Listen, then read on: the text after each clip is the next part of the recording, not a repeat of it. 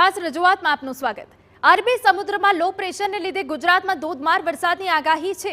સુરત, તાપી, વલસાડ, ડાંગ, અમરેલીમાં yellow alert જાહેર કરાયું છે।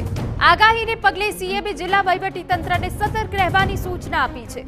24 કલાક કંટ્રોલ રૂમ કાર્યરત રાખવા મુખ્યપ્રધાનનું સૂચન। તકેદારી સાથેના સલામતીના પગલાં લેવા મુખ્યપ્રધાને દિશા નિર્દેશ આપ્યા છે।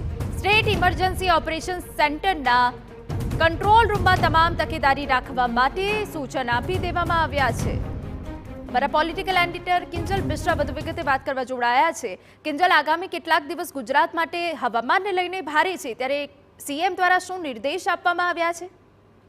જી હિના, હવામાન દ્વારા જે યલો એલર્ટ છે તે જાહેર કરવામાં આવ્યું છે। ખાસ કરીને અરબી સમુદ્રમાં જે લો પ્રેશર સર્જાયું છે તેના કારણે ગુજરાતમાં સુરત, વાપી, વલસાડ, ડાંગ, નવસારી એટલે કે જે કહી શકાય દક્ષિણ ગુજરાતનો કેટલાક વિસ્તારો પ્રભાવિત થઈ શકે છે। તેની સાથે અમરેલી અને ભાવનગરના જિલ્લાઓમાં પણ પવન ફૂંકાવાની સંભાવનાઓ છે। ત્યારે મુખ્યપ્રધાન દ્વારા આ આગાહીને ધ્યાનમાં લઈને જેટલા પણ જિલ્લાના વહીવટી તંત્રો છે, વહીવટી તંત્રને સજાગ કરવાનું એલર્ટ રહેવાનું કીધું છે।